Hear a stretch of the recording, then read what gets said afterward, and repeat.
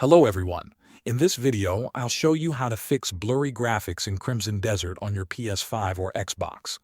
If you're playing on a PS5, the first thing you should do is disable 120Hz output. Open Settings, go to Screen and Video, then Video Output, and set Enable 120Hz output to off. On some TVs and monitors that do not fully support 120Hz, the console may reduce the game's resolution to maintain the higher refresh rate.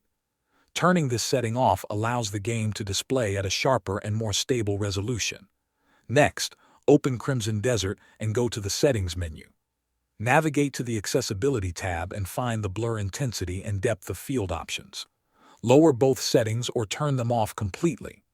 These visual effects can make the game look soft or slightly out of focus, especially when moving the camera.